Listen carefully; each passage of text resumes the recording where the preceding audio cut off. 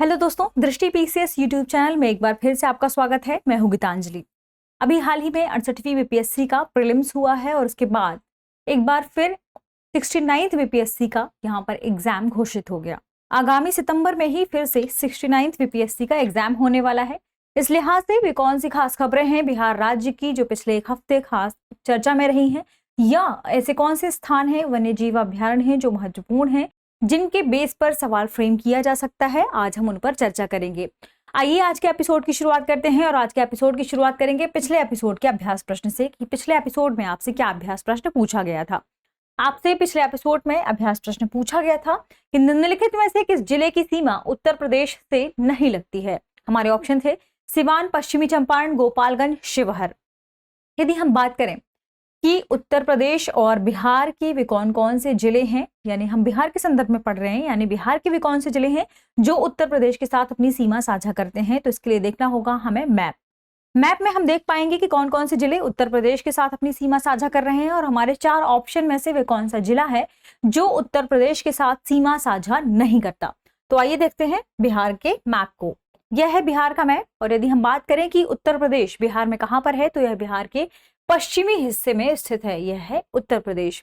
यदि हम बात करें कि बिहार के भी कौन से जिले हैं जो उत्तर प्रदेश के साथ अपनी सीमा साझा करते हैं, तो ध्यान रखिएगा वेस्ट चंपारण यानी पश्चिमी चंपारण, गोपालगंज, सिवान, सारण, भोजपुर, बक्सर, कैमूर और एक थोड़ा सा हिस्सा देखिए रोहतास, यानी रोहतास भी उत्तर प्रदेश के साथ अपनी सीमा साझा करता है। ऑप्शन में से कौन सा जिला है था जो नहीं है, तो वह है ये शिवहर, क्योंकि शिवहर की लोकेशन देखिए यहाँ पर है, काफी दूर है उत्तर प्रदेश की बॉर्डर से। तो शिवहर वह जिला है जो उत्तर प्रदेश के साथ अपनी सीमा साझा नहीं करता, जबकि शेष जिले दिए हुए हैं, चाहे वो पश्चिमी चंपारण हो, गोपालगंज हो, सिवान हो, सारण हो, वे सभी उत्तर प्रदेश के साथ अपनी सीमा साझा करते हैं। जबकि शिवहर ऑप्शन डी हमारा सही जवाब है और लगभग सभी बच्चों ने कमेंट सेक्शन में इसका सही जवाब दिया था, यानी ऑप्शन डी ही इस प्रश्न का सही जवाब है। आइए बढ़ते हैं आज के सेशन की तरफ और देखते हैं हमारे प्रश्नों को। हमारा आज का प्रश्न है, निम्नलिखित कथनों पर विचार कीजिए। यह शहर उत्तर में बागमती नदी से घिरा है जो इसे दरभंगा जिले से अलग करती है। दूसरा, यह 1972 में दरभंगा जिले से अलग होकर एक जिला बना था। कूट उपयुक्त दोनों कथन बिहार के किस जिले के बारे में सही है और हमारे ऑप्शन है पश्चिमी चंपारण, बक्सर, समस्तीपुर, पटना।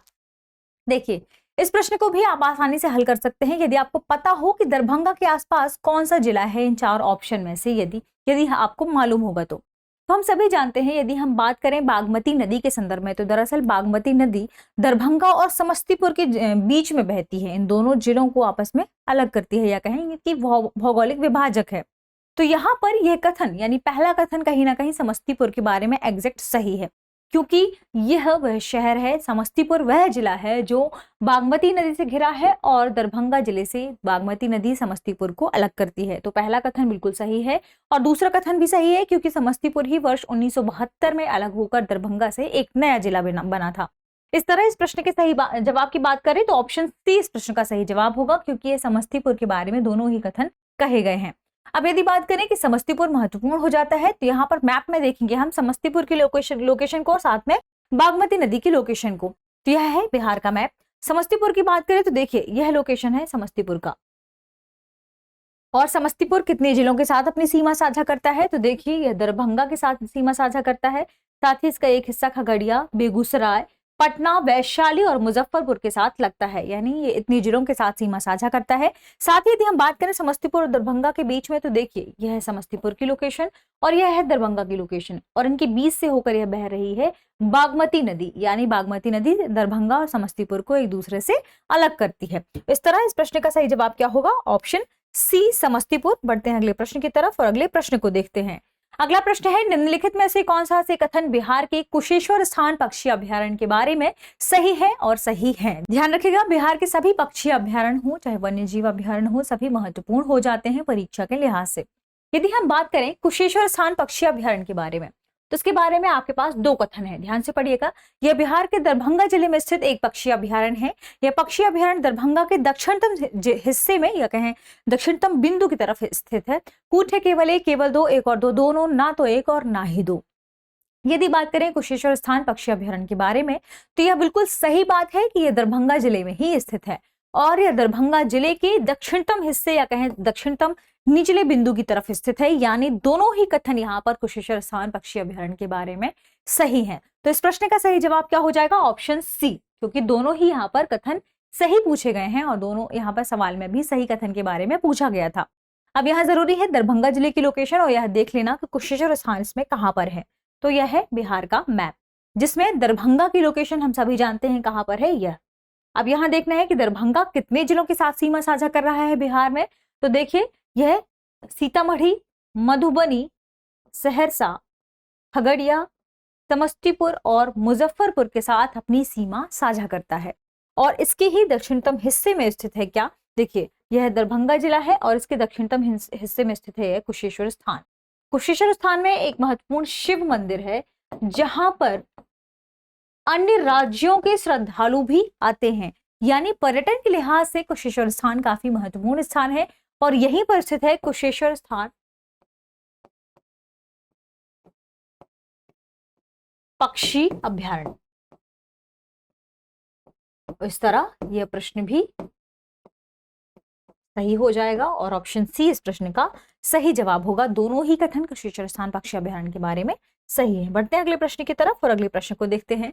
अगला प्रश्न है बेगूसराय जिला बिहार के किस प्रमंडल के अंतर्गत आता है? हमारे ऑप्शन है तिरहुत, मगध, दरभंगा, मुंगेर। क्या पूछा जा रहा है बेगूसराय जिला के संदर्भ में कि बेगूसराय जिला बिहार के किस प्रमंडल के अंतर्गत आता है? किसी भी जिले की लोकेशन को जानने के लिए सबसे पहले जरूरी है कि आखिर वह जिला बिहार के मैप में कहां पर है। फिर आप जब मैप बेस्ड जो भी चीजें हैं अगर आप इमेज के थ्रू उन्हें याद कर लेते हैं तो आपके लिए और आसानी हो जाती है इस बात का जवाब देना कि वह कहां पर स्थित है, उसके आसपास कौन से जिले हैं, उसके आसपास कौन सी नदियां प्रवाहित होती हैं, गंगा नदी के कौन से हिस्से में स्थित है, दाएं हिस्से में स्थित है या बाएं हिस्से में स्थित है, कौन कौन सी नदियां वहां से गुजरती हैं और कौन कौन सी वन्य जीव अभयारण्य या पक्षी अभयारण्य उस आसपास की लोकेशन में है। तो यहाँ पर जरूरी है सबसे पहले देखना कि बेगूसराय जिला कहां पर स्थित है बिहार राज्य में। फिर आप बता पाएंगे कि निम्नलिखित में से चारों में से किस प्रमंडल में स्थित है। प्रमंडल क्या है? तिरहुत प्रमंडल, मगध प्रमंडल, दरभंगा प्रमंडल और मुंगेर प्रमंडल। आइए देखते हैं बेगूसराय की लोकेशन को। कोई बेगूसराय बिहार के मैप में कहां पर है? क्या है बिहार का मैप? यदि हम बात करें बेगूसराय के संदर्भ में तो देखिए यह लोकेशन है बेगूसराय की। अब यहाँ पर और जरूरी है कि बेगूसराय कितने जिलों के साथ सीमा साझा करता है यह भी जान लें। तो देखिए यह खगड़िया के साथ, समस्तीपुर के साथ ही पटना के साथ, लखीसराय और मुंगेर के साथ अपनी सीमा साझा करता है। यदि हम बात करें बेगूसराय के संदर्भ में ही कि यह किस प्रमंडल में स्थित है तो इसके लिए देखेंगे हम बिहार का प्रमंडल वाला मैप, जहां पर यह है बेगूसराय। यानी बेगूसराय किस प्रमंडल में स्थित है? मुंगेर प्रमंडल में स्थित है। मुंगेर प्रमंडल में और कितने जिले शामिल हैं बेगूसराय के अलावा? तो वे कौन कौन से जिले हैं उनका नाम आपको कमेंट सेक्शन में लिखना है। यदि हम बात करें संख्या के संदर्भ में तो यहाँ पर कितने जिले हैं? 1, 2, 3, 4, 5 और 6। यानी मुंगेर प्रमंडल में टोटल 6 जिले हैं और 6 में से एक है बेगूसराय। शेष 5 के नाम आपको कमेंट सेक्शन में बताना है। बढ़ते हैं अगले प्रश्न की तरफ। इससे पहले देख लेते हैं इस प्रश्न का सही जवाब। इस प्रश्न का सही जवाब क्या होगा? Option D Munger. यानी बेगूसराय जिला मुंगेर प्रमंडल के अंतर्गत स्थित है और मुंगेर प्रमंडल के अंतर्गत आता है। बढ़ते हैं अब अगले प्रश्न को देख लेते हैं। अगला प्रश्न है बिहार के निम्नलिखित में से किस जिले में गंगा नदी सबसे लंबी है? ऑप्शन है भागलपुर, कटिहार, पटना, बेगूसराय। यदि हम बात करें बिहार के संदर्भ में तो बिहार में सबसे महत्वपूर्ण नदी है गंगा नदी और गंगा नदी के आसपास के जो भी जिले हैं ये महत्वपूर्ण हो जाते हैं। इन्हीं पर आधारित प्रश्न भी कई बार फ्रेम किए जाते हैं और ऐसे प्रश्न पूछे भी जाएंगे। ऐसा नहीं है कि पैटर्न चेंज हो गया है या प्रश्नों के पूछने की प्रवृत्ति चेंज हो गई है तो वापस से प्रश्न रिपीट नहीं होंगे। कई बार ऐसे प्रश्नों का रिपीटेशन होता रहता है। भौगोलिक स्थिति से महत्वपूर्ण है, इसलिए इन्हें ध्यान से पढ़ना आपके लिए जरूरी है। यदि हम बात करें बिहार में गंगा नदी के संदर्भ में तो दरअसल गंगा नदी बिहार में कितने जिलों से होकर बह रही है, किस जिले में उसकी लंबाई सर्वाधिक है, ये सभी जानना हमारे लिए जरूरी है। सभी तथ्य हमारे लिए महत्वपूर्ण है। यदि हम बात करें 4 ऑप्शन में से भागलपुर, कटिहार, पटना, बेगूसराय, इन चारों में से गंगा नदी किस जिले में सर्वाधिक लंबी है तो इसके लिए जरूरी है कि हम मैप में देख लें कि गंगा नदी का प्रवाह इन चारों जिलों में कहां और कितना है। इसके लिए देखेंगे हम मैप को। तो यह है बिहार का मैप जिसमें नदियों के संदर्भ में चर्चा की गई है। तो हम सभी जानते हैं कि गंगा नदी का प्रवाह बिहार में पश्चिम से पूर्व की ओर है और यह है गंगा नदी का प्रवाह। क्योंकि 4 जिले इसमें दिए हुए हैं, इन्हें हम अलग अलग कलर से देखेंगे। तो सबसे पहले हम देखते हैं कौन सा जिला?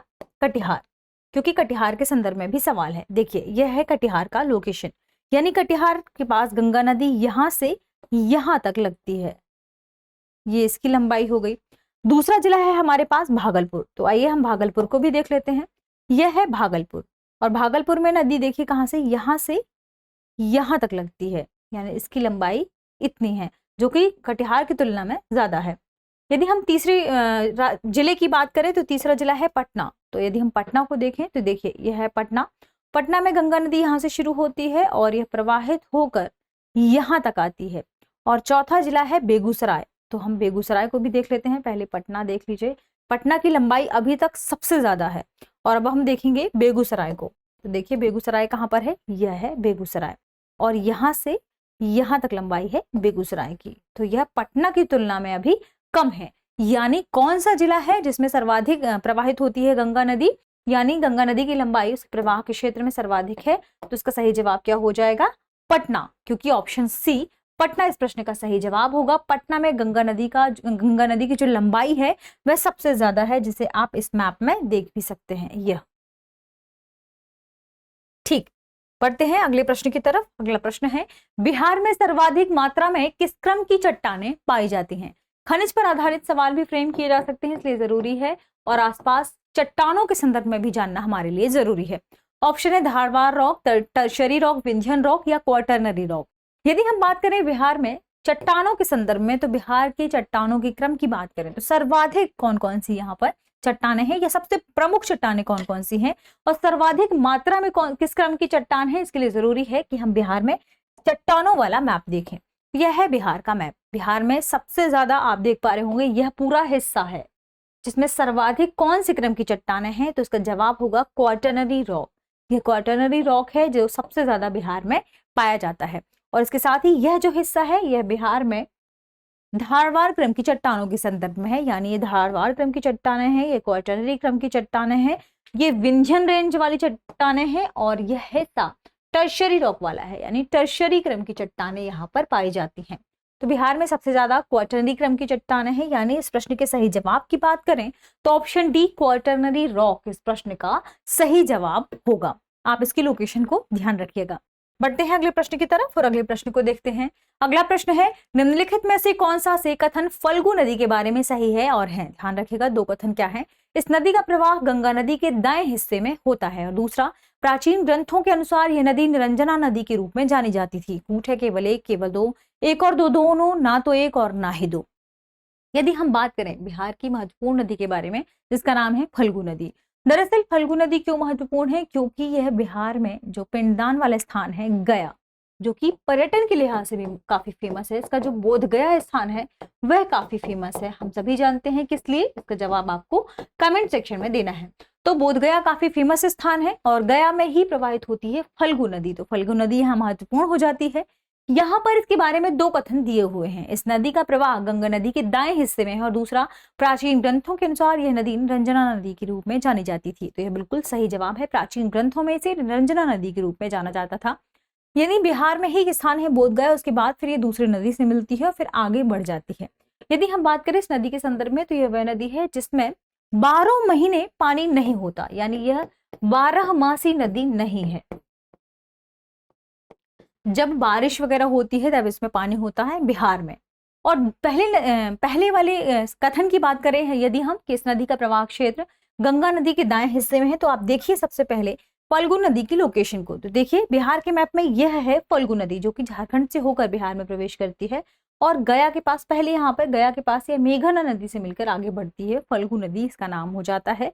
फल्गु नदी आगे जाकर गंगा नदी से मिल जाती है। और यदि हम बात करें तो देखिए यह है गंगा का प्रवाह क्षेत्र, जो कि पश्चिम से पूर्व की ओर है, यानी बिहार का यह हिस्सा, यानी गंगा नदी का यह हिस्सा दायां हिस्सा कहलाएगा। हम सभी जानते हैं कि प्रवाह यदि इस दिशा से इस दिशा की ओर है तो यह दायां हिस्सा कहलाएगा और यह बायां हिस्सा कहलाएगा। तो ऐसे में यह बायां हिस्सा है, तो गंगा नदी के दाएं हिस्से में स्थित है। फल्गु नदी गंगा नदी के दाएं हिस्से में स्थित है। कथन पे देखें तो ये गंगा नदी के दाएं हिस्से में स्थित है। दोनों कथन सही हो जाते हैं, तो ऑप्शन सी इस प्रश्न का सही जवाब होगा।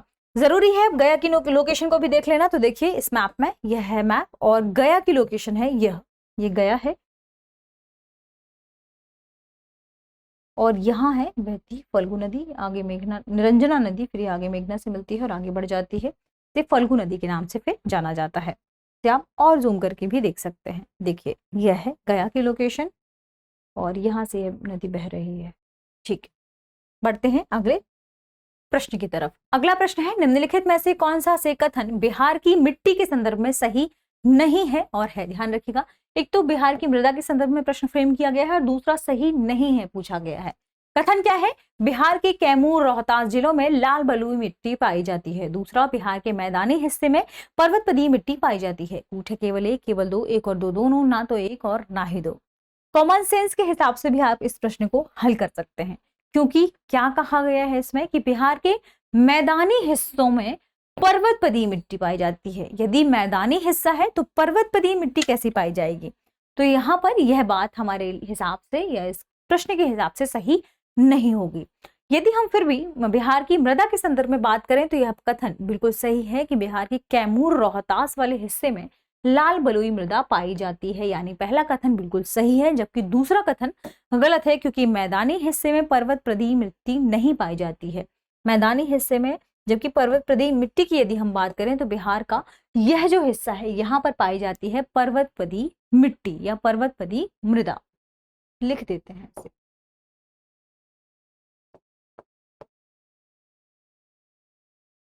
और यहां पर है लाल बलुई मिट्टी।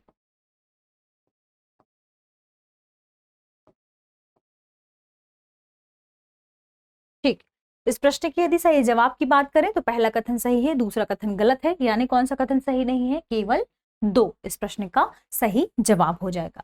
बढ़ते हैं अगले प्रश्न की तरफ और अगले प्रश्न को देखते हैं। अगला प्रश्न है, निम्नलिखित में से कौन से समूह की नदियां बिहार और उत्तर प्रदेश के बीच सीमा रेखा बनाती हैं? हमारे ऑप्शन है कमला, सोन और बागमती, गंडक, कोसी और गंगा, कर्मनाशा, गंडक और घाघरा, बागमती, महानंदा और घाघरा। यदि हम बात करें बिहार और उत्तर प्रदेश उन दोनों की सीमा रेखा के बारे में, इन दोनों की सीमा के बारे में, तो यहाँ पर ये सभी नदियां महत्वपूर्ण हैं। लेकिन जरूरी है हम देखें कि बिहार और उत्तर प्रदेश के बॉर्डर के आसपास कौन कौन सी नदियां हैं। इसी आधार पर इस प्रश्न का आप सही जवाब दे सकते हैं। इन चार ऑप्शन की यदि हम बात करें तो इन चार ऑप्शन में से कौन कौन सी नदियां हैं? कमला, सोन, बागमती, गंडक, कोसी, गंगा, कर्मनाशा, गंडक, ये सभी महत्वपूर्ण है। तो देखिए यह है महानंदा, कोसी, कमला, बागमती। देख लीजिए इन चारों ऑप्शन में जो भी नदी है तो वह ऑप्शन अपने आप में हट जाएगा, क्योंकि ये चारों ही ऑप्शन उत्तर प्रदेश और बिहार की बॉर्डर के आसपास नहीं है। जबकि बॉर्डर के आसपास कौन सी नदियां हैं? आप देखिए गंडक, घाघरा, गंडक भी दूर हो जाती है। कौन कौन सी नदियां हैं? घाघरा, गंगा और कर्मनाशा, ये तीन नदियां हैं जो महत्वपूर्ण है। तो बागमती, कमला, कोसी, महानंदा, इन चारों को हटा सकते हैं आप। बागमती, कोसी के हिसाब से यह भी चला जाएगा, महानंदा के हिसाब से यह भी चला जाएगा। और कौन सी तीन नदियां थी? आपने देखा भी, कर्मनाशा, गंडक और घाघरा, ये तीन नदियां हैं जो महत्वपूर्ण है। गंडक दूर है, आप यहाँ गंगा नदी ले लीजिए, गंगा। तो आइए देखते हैं हम इसे मैप में। देखिए यह है घाघरा, गंगा रिवर और कर्मनाशा, ये तीनों रिवर हैं जो उत्तर प्रदेश और बिहार के बॉर्डर के आसपास है। गंडक रिवर को आप ले सकते हैं क्योंकि यह उत्तर प्रदेश और बिहार के आसपास है। यानी यहाँ पे तीन नदियां कौन कौन सी हैं? घाघरा, गंगा रिवर और कर्मनाशा, जो बिहार और उत्तर प्रदेश के बॉर्डर के आसपास हैं।